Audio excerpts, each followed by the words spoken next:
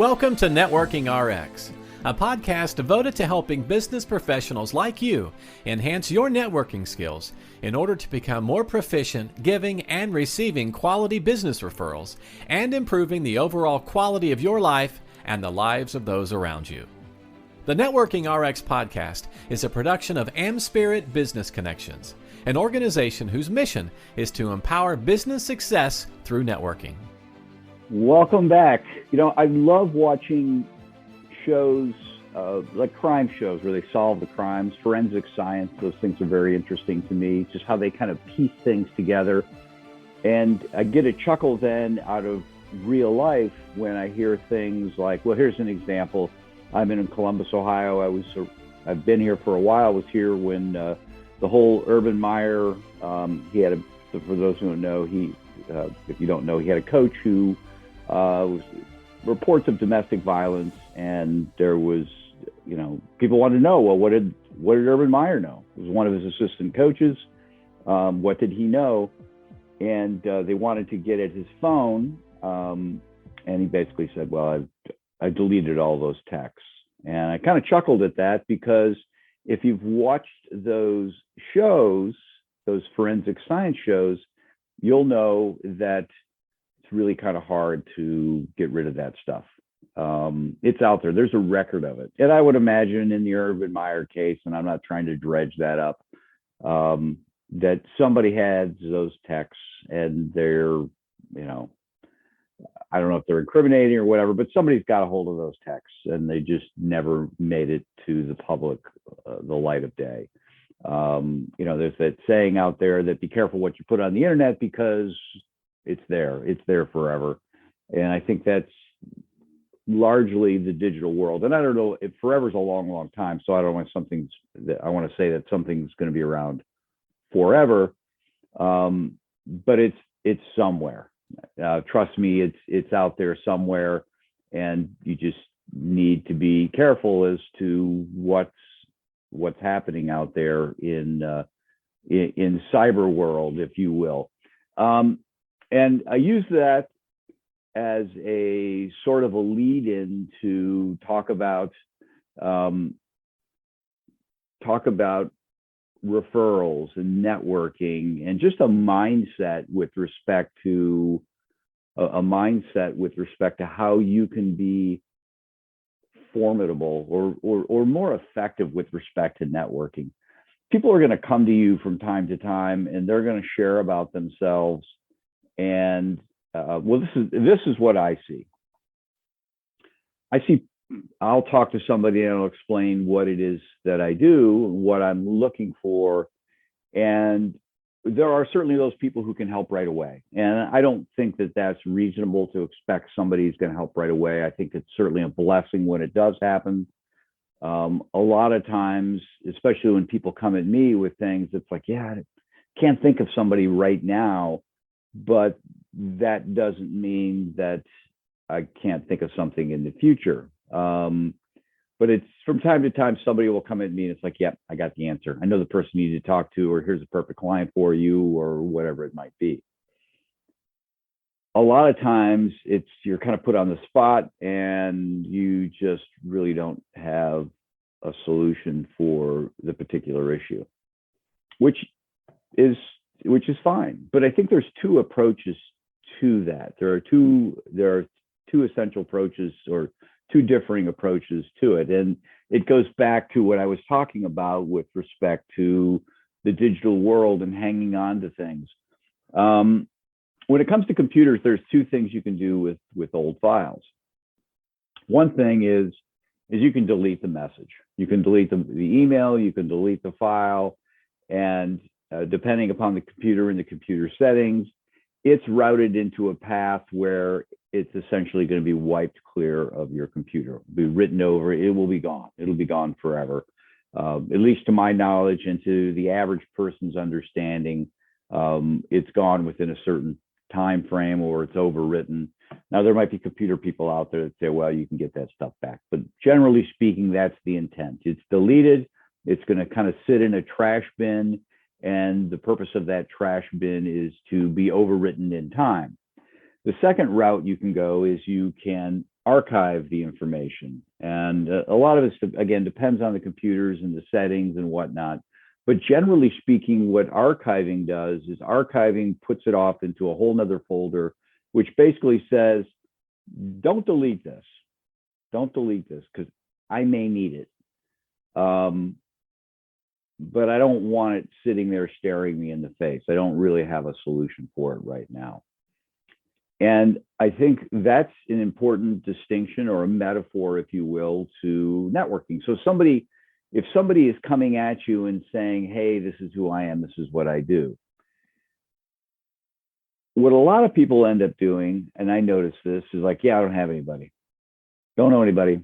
And it's essentially what they're doing is they're saying, delete information. I'm going to forget you even said it because there's nothing I can do with it. And it's gone. And I guess there's nothing wrong with that. Nothing's criminal about that, if you will. But the problem is then it's gone. It's put in this, you're mentally, you've put it in this queue to just not even keep track of. It's, it's a little mindset where it's like, yeah, it's not even going to be part of my memory. It's kind of put into trash, 30 minutes, 30 seconds, 30 days, whatever, it's gone. I don't know anybody. It's impossible for me to help you. I am done. You're dead to me. It's like this call never even happened. I think the other route is going the archiving route. And so when somebody says something to you, you can say, I don't know anybody. I don't know anybody in this instance. But let me hang on to that because something could change. And that's the mindset I try to take when talking with people, because again, pretty much everybody I talk to, it's like, yeah, I don't know anybody in the moment. I don't know how I can help you in the moment. But what I find is that if I commit to just that little mindset change of saying, I don't know somebody in the moment, but let me kind of archive it. Let my mind work on that. I'm not getting rid of it. I want to help you. I just don't know exactly how, sitting here in this moment, how I go about doing that. And what I find is that if I take that approach, that archiving approach, as opposed to the deleting approach, in time something will come up. Because what happens when we're kind of under pressure when we're talking to somebody, we're trying to keep track of a whole lot of stuff. We're trying to keep track, especially over Zoom, you're trying to keep track of their demeanor and inflections and how they're saying things and why they're saying things. And our mind doesn't work the way it is, not as effectively as it could work. But I find when I step away from that, and it might be just that idle moment driving in the car, it could be that idle moment mowing the yard or just shuffling papers on my desk or going for a walk, all of a sudden things start hitting me. And certainly a lot of times within calls, those things will hit me as far as ways that I can help people. But as far as connecting them to other people, yeah, it's just I need to be able to step away from that. And I've noticed that a number of times here as of late. I was having a call with somebody and they're kind of a cybersecurity type. And it's like, I don't really know anybody. And as I told her, I said, geez, I can't think of how. I'm stumped. But I told her, I said, yeah, I'm stumped in the moment, but I'm not done with this. Let me noodle on it. Let me think on this. Let me let that roll around in my head, because I'm sure there's somebody out there. I'm sure there's, one or two people. And I just need to take the time to try and figure it out. And this happened last week. I had a conversation with somebody looking for podcasts. They were looking for podcast guests, and they're like, yeah, we're looking for artists, former artists, people who are kind of in business. And initially I just drew a blank. I couldn't think of anybody. And then we hung up the phone and I was kind of organizing pens and paper on my desk, or, whatever you do, it's kind of idle, just nothing sorts of stuff. And it's like, oh, JD Gershbein, he is big into improv. He would be a perfect person he's in business, but he's also got this entertainment background, very involved in the arts and improv. But that didn't happen to me in the moment. But it was all because I had made the mental shift to say, you know what, I'm not just going to say, no, I can't help you and be done with it. I don't know anybody. I'm done. As soon as we hang up the phone, this conversation is over in my mind.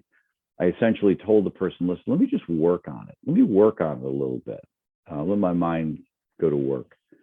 And that's the mindset that I try to have with people. I try to archive what I'm looking for because I want to be able to come back and I want to be helpful for people, and not just necessarily helpful to that person, but the next person I'm coming across. The woman with cybersecurity, I let it mull around in my mind, and literally 2 calls later, I'm talking to somebody as the perfect connection for her. And I was pretty excited about that. And once I had made that connection, I'm like, oh my gosh, now I can think of 3 other connections I can make for this person. Just because my mind I'd given my mind the ability to step back and kind of work the problem. And once I'd solved one problem, I could see an opening to solve it in lots of different ways. So if you really want to be formidable in networking, and what I mean by formidable is be that person who really becomes a resource for others. And when you become a resource for others, all of these people that I help, what I find is that in time they want to help me, and they're just searching for ways. They're just searching for ways to help me. It's just I have to continue to. I have to give them the grace to. I have to give them things to work on, and then the grace to allow them to work on those things. I can't expect things in the moment. But when I do things for people, I find that they're there for me more readily, if you will. So it might even be that I come back with them with something really easy. Hey, I'm doing this webinar. I'm doing this seminar. I would appreciate it if you would promote it for me. I'd appreciate it if you would just tune in and be a body on the Zoom call, or a butt in a chair in a regular meeting. And a lot of people will do those sorts of things because I've helped them. And maybe it's not things of equal value. I don't know. I don't judge. But what I encourage you to do is to start archiving that information. And it's just a mental shift to say, okay, don't know somebody right now. And it might even start with you just having a notebook or your contact manager and just writing in there, cybersecurity, these are the types of people they're looking for, or looking for podcast guests, people in the entertainment industry, blah, blah, blah. In fact, the entertainment person looking for entertainment people in this podcast, I had reached out to him because over the weekend I had gotten some information from somebody I just met, and this particular woman indicated that she was, a classical musician and had done it for years. Now, kind of pushing over into business, if you will. And again, because I had not just done a core dump and forgot about it, it's kind of sitting there in archive. It allowed my mind to go back and look at that information and say, yeah, okay, here's another connection. And so if you're willing to do those sorts of things, then you're willing to, you open yourself up to the possibilities that you can help people. And your mind is a really powerful thing. It's a really powerful tool, and there's more staying power in your mind than you could ever imagine. I hang on to little things that I just hang on to little things that are said or done. And for example, I was talking to my wife this morning. We were out walking and we were talking about just having people stay at our house, strangers or whatever. And I said, as I was a kid, I remember my parents did that. They had this woman stay at our house. Her name was Danny Coombs. I don't know how I remember her name. I was probably in the 5th grade, but I remember her name. It's there. And just something my wife said just kind of pulled it up. So just a simple mindset shift that you need to adopt when people share things with you. If you can't help them in the moment, that's okay. That's okay. That happens to a lot of us. We're kind of under stress, not stress, but we're taking in a lot of information. We're trying to assimilate it all, how it all fits. So if you can't figure out something in the moment, that's fine. You don't know a connection for somebody in the moment, that's fine. But don't get frustrated with that and just say, okay, I can't help you, I'm done. I can't think of anybody. Archive it. Don't delete it, archive it. Let it sit, let it percolate, because you'll be able to come back and make a connection or provide them information, or here's an opportunity at some later point in time, and that will help you become more proficient, become more of a resource to people, and then in time become what I call formidable. You're kind of that person who's done lots of great things for people, and as a result of that, they'll want to do things for you as well. Thanks for joining us on the Networking RX podcast. Please put what you've learned into action today and let us know if you have questions, comments, or ideas for future topics. You can email them to us at podcast@amspirit.com. That's AmSpirit.com. Finally, so you never miss an episode, be sure to subscribe to the Networking RX podcast through iTunes, Overcast, or however you receive your podcasts. Now get out and network with someone. The Networking RX podcast is the copyright production of AmSpirit Business Connection. All rights reserved.